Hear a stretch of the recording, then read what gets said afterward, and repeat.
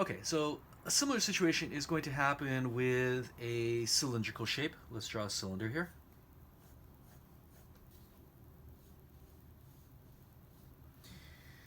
Let's set up exactly the same light direction. So slightly from the top, slightly from the side. Like this. So notice that our light break here on the sphere covers about 1/3 of the surface area of our object. The same thing is going to be happening here. So if we have a cylinder and it's lit at about 45 degrees, our light break, our separation between our lights and darks, is going to run approximately here. This is something to keep in mind. Depending on where the light source is, light break is going to be in a different place. We'll talk about that in a second. And estimating the location on light break is the key to getting your shading right. Alright, what kind of shadow do we have here? It's a form shadow, a body shadow. What kind of edge does it need to have? It needs to have a diffused edge. So let's diffuse the edge a little bit. Going this way.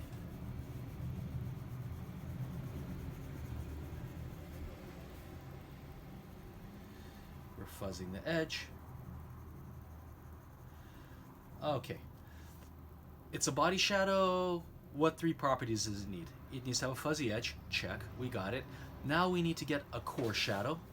Core shadow is going to sit very, very close to the light break. It's going to be darker. It's going to be fuzzy. Hopefully you guys can see that once I start putting in my core shadow, our form is going to appear little by little. It takes a little bit of time, a little bit of smoothing, increasingly three-dimensional. So there's our core shadow right here. Let's make it a little bit darker. Hopefully you guys can see this. We've got a strong light coming from the back, which might be reflecting off the graphite. Okay. If I need to create a core, sorry, I already put in core shadow. If I need to create a reflected light, this might be the equivalent value. If I want to make it brighter, I can use my kneaded eraser to tap at the drawing a little bit to lighten the value. So here, for instance, I can make the reflected light a little bit stronger. Okay, so I've got the 3 check marks in the body shadow. Now let's get the cast shadow. So cast shadow is going to start at the light break, going this way, like this. And it'll probably have a curve that looks like this. There's a whole subject called the perspective of shadows, which allows you to calculate the exact shape and position of the shadow. We're not going to get into it. Right now, just estimate it. Right? We have a light source coming at about 45 degrees. Right? So 45 degrees is going to end up somewhere here. That's really the only thing I'm doing. You can get a lot more precise, but that's a big subject that requires its own class, really. A class in just technical rendering, for instance. Okay, so cast shadows are sharp at the point of origin, very, very sharp, and also darker at the point of origin. So you can see that the cylinder essentially has all the same features as a sphere because it's rounded. All right, now let's deal with the light. We've got a highlight. Let's separate our highlight from the rest of the light.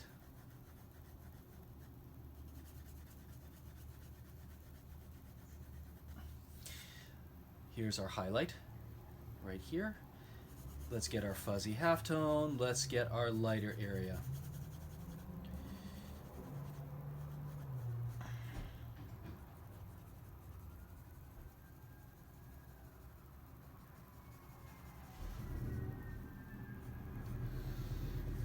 Okay, so here's our cylinder. Let's make our cast shadow a little bit darker. Okay, now let's deal with a cube.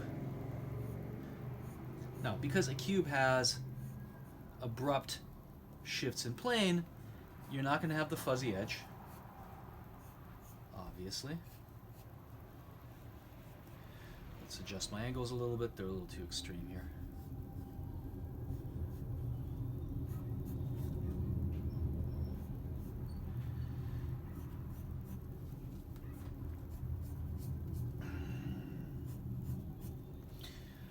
light is once again hitting at the same spot. Okay, so we have a shadow side. Here's our body shadow. Going this way. Like this. The corner here is going to be a little bit darker than the back. This is the equivalent of our core shadow. So on a cube, the front corner is going to be the darkest value. Again, the core shadow equivalent. And then little by little, going this way, it's going to get a little bit lighter. We're going to have a lighter value here. That's the equivalent of our reflected light.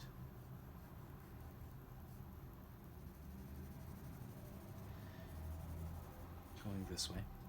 Right? As far as the lighter value, think about where the light is hitting most directly here, like this. It's hitting this face a little bit more directly than this face. So this face might have a little bit of halftone in it. Like this. This face is going to be a little bit brighter, and little by little it's going to get darker this way.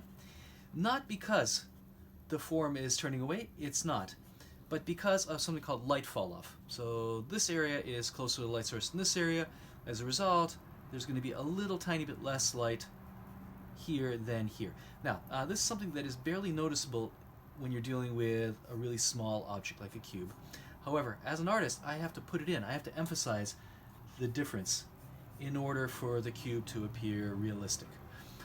Any value that is left without any kind of transition, any area that's left without value transition, is an area that's going to appear flat and appear unfinished. Okay, let's deal with the cast shadow. Now again, there's a science to this. You can calculate exactly what the shape of the cast shadow is. So we need two things. We need the light angle and the light direction in order to do it. And it's simply a question of triangulating exactly where that is. But you know what? Again, this is something that we're not going to really cover.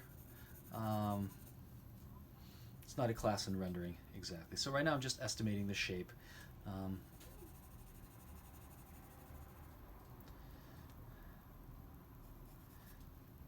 Calculating the exact shape of shadows requires a class in linear perspective first. You have to understand 1 and 2 point perspective. Then you start dealing with the perspective of shadows. Slightly more complicated topic. Anyway, here is our cube.